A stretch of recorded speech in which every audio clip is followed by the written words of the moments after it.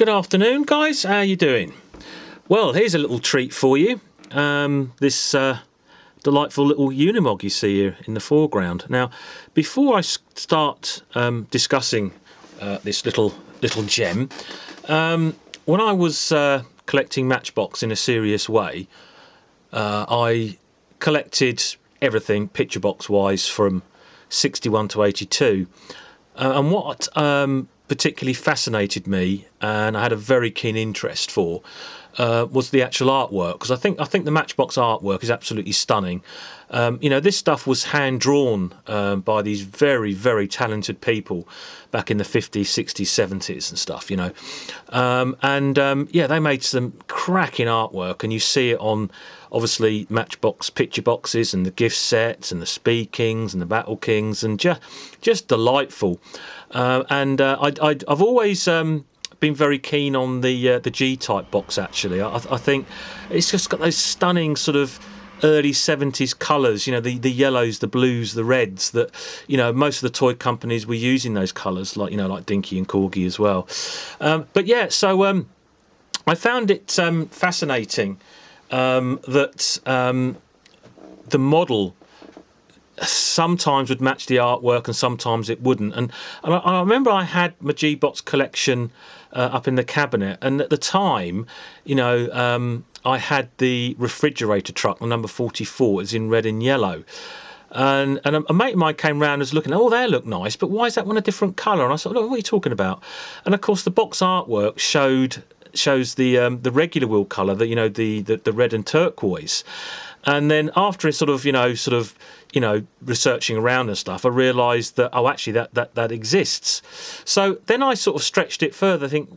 I wonder if there's a matching model to the artwork on everything they ever did. So I really went to town on looking for this, and then as you get into it, I mean, some of these things are really common, very common models that match the box artwork, but some are really hard to find. Some are prototypes, pre-pros, and some haven't even seen the light of day. But I've always said it, and this proved my point today, that if it was drawn, the model exists. So it's like the blue Pontiac. The first issue E1 box on the number 22 Pontiac Coupe. The box, as you Matchbox guys know, shows a blue model. That exists. I've only seen one, but that exists, and this is what I'm saying. So what I tried to do for my collection, I sort of really went to town on trying to find models that match the artwork. And it just develops, and bear in mind, we're not just talking about colours, it's casting variations. And honestly, when I do some more videos on my collection, which I will get around to doing, I'll speak a bit more about it.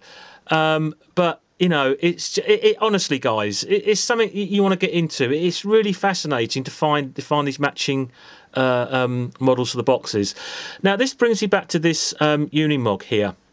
So we've got three here. We've got the back there, the sort of standard Superfast one in the steel blue. We've got the standard regular wheel one on the right there, in the sort of lightish blue. But in the foreground, we've actually got a pre-production model.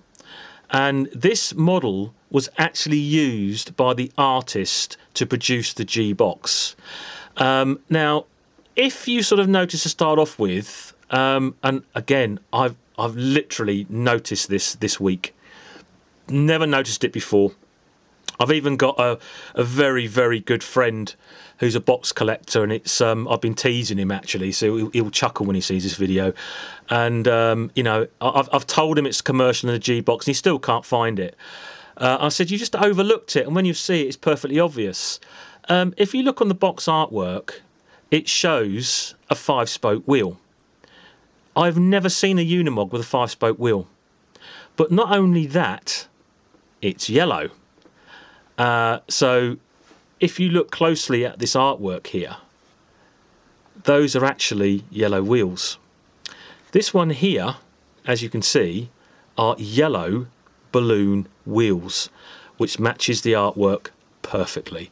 First time I've ever seen one. I really think this is a one-off model, but it gets better, because when you look at the artwork here, they've actually drawn in this regular wheel casting here.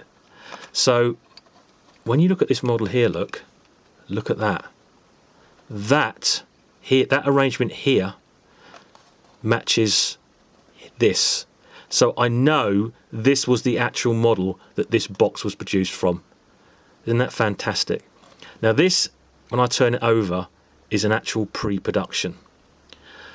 You'll see it's had the Superfast axles fitted to a regular wheel chassis. It's got the hand-punched rivets, which you see on pre-production models done at the R&D. And, you know, I'm very, very familiar with these, and you can clearly see these are proper hand-punched rivets. If you compare it to the normal regular wheel, you will see it's a regular wheel chassis, albeit this is in a dark red and the regular wheel one's an orange red. So you've got a dark red, and quite crude if you look. I mean, the axles are sort of slopping about really, but this was basically produced to get this artwork done. It's also got hand crimped Superfast axles. You only see that on pre-production.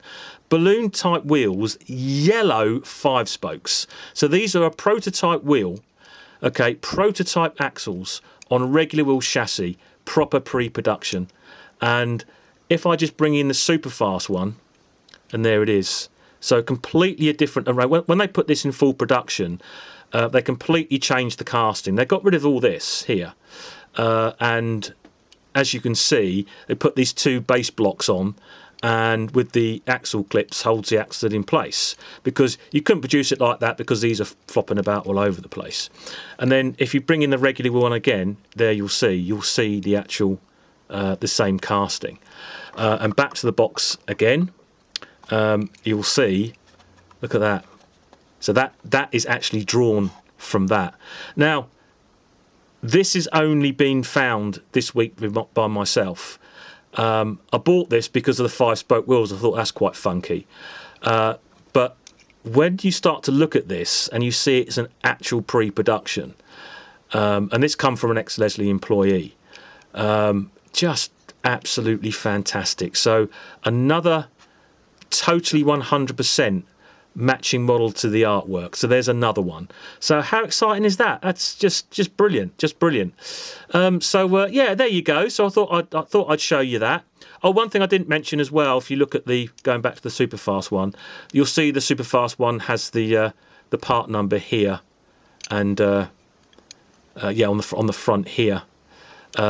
This one doesn't have that, but it has it at the back. So yeah, a proper pre-production model. So there you go. There's another one. Thanks for watching, guys. I will be posting another couple of videos today, and you take care of yourselves. Take care. See you later. Bye bye.